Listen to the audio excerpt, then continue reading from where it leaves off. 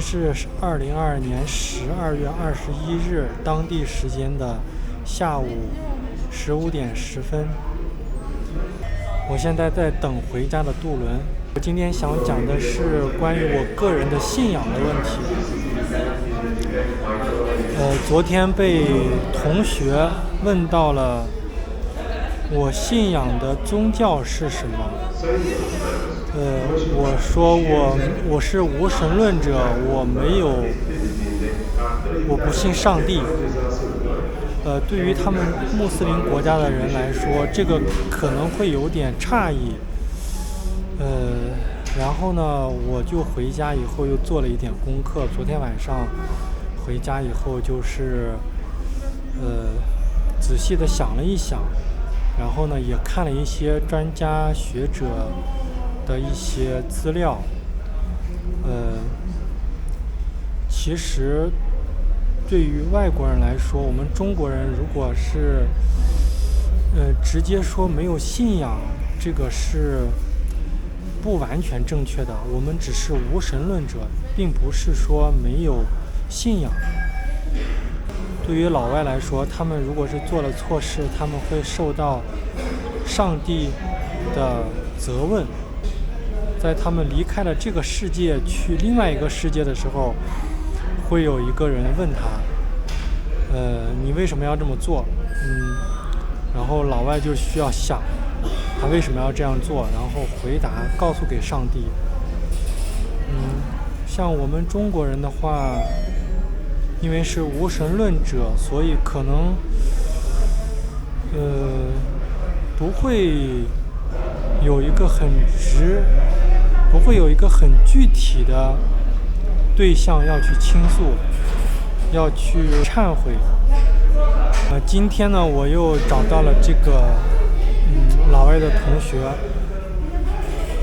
我又给他阐述了一下关于信仰的问题。我说我是一个无神论者，所以我不信仰上帝。我也不信仰佛祖。我信仰的是中国历史上的一些伟人，有点像希腊历史当中的亚里士多德，类似的这种哲学家。我们中国有很多思想家，比如说像老子、孔子，然后还有韩非子、墨子，这些都是在我们文化里边有很大的影响力的人。然后所以呢，中国人信仰的是一些历史上的伟人。另一方面呢，因为有这些伟人的存在，所以我们在自己的做事的行为当中，他会有一个榜样。有一些学者讲到，中国人的信仰实际上是青史留名，就是每个人都想要成为那个最好的人，这样才能够被历史所记载。所以我们中国人都特别的努力工作，然后想要成就自己，希望能在历史上能够留下一点痕迹。也有一些学者提到了中国人的信仰是祖先，就是一种家族的一些传承，家族的荣誉感。但是每个人都想要光耀门楣，想成为那个在家族里边能有一定影响力，或者是能在家族的族谱里边产生一个特殊记忆的那么一个人。其实家族的族谱还是我们的历史书，这个都符合青史留名这个观点。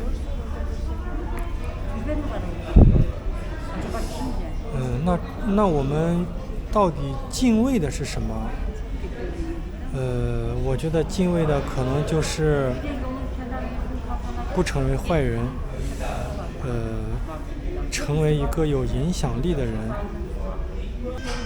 我现在就想到一件事情，就是我就是在有一年暑假，我把我的孩子揍了一顿，因为什么呢？就是他想看我们家的家谱，然后呢，我就拿给他看了一下，结果呢，不知道他是出于什么原因，可能是好奇或者是调皮，他就把我们家的家谱放在了屁股下边，然后就是因为这个原因，我就把他揍了一顿。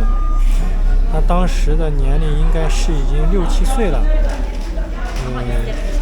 不知道是什么原因，他要这样做。当时我的想法是，其实我并不是一个脾气暴躁的爸爸，还是对孩子有一定的容忍度。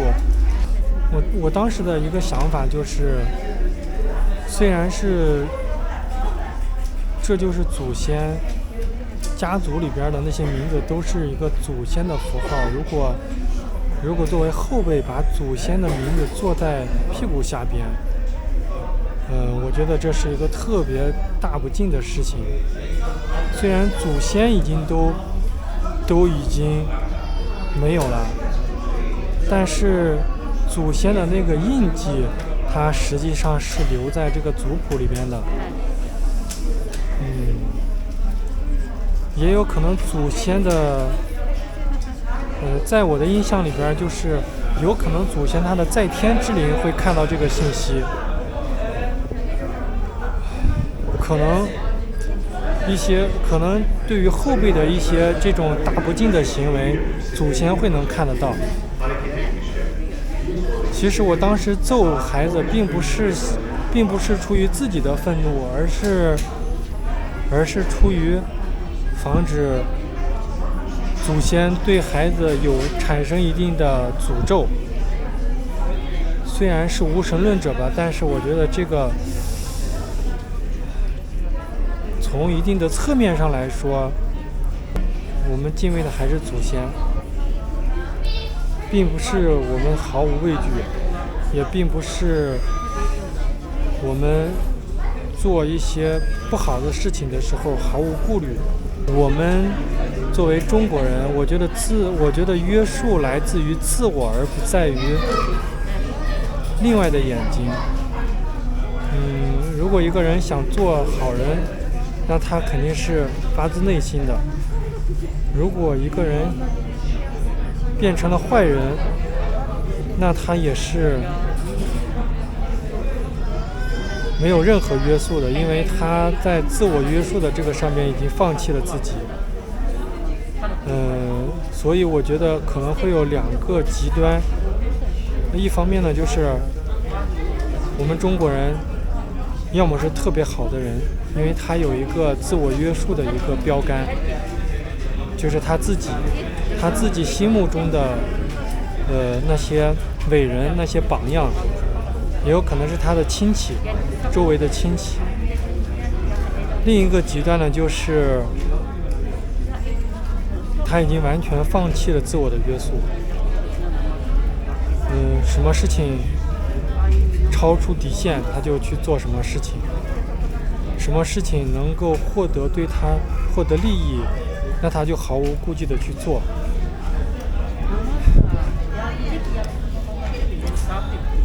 然后这种毫无顾忌的话，就体现在谎话连篇，只考虑自己，没有一点敬畏心。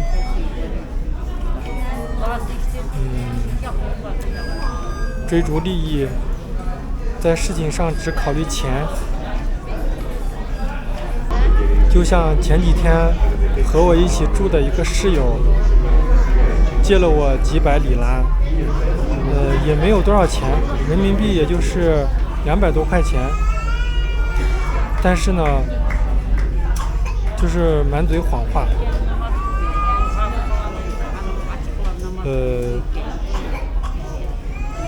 如果因为他这几天已经搬走了，因为他已经搬走1星期了，我就跟他提了一下，提醒他，我说借我的钱大概什么时候还，然后他就说明天或者后天。我说这个钱200块钱我也不缺，对我来说也不是很大的钱，你只要给我一个确定的时间就行了，我也不会主动向你要，你到时候到了以后你就还给我。然后他呢答复就是明天或者后天。就是从他的这个角度来说，他没有一个确定的时间，所以我觉得他有可能就是纯粹的想拖延，毫无顾忌心，毫无敬畏心，就是谎话连篇。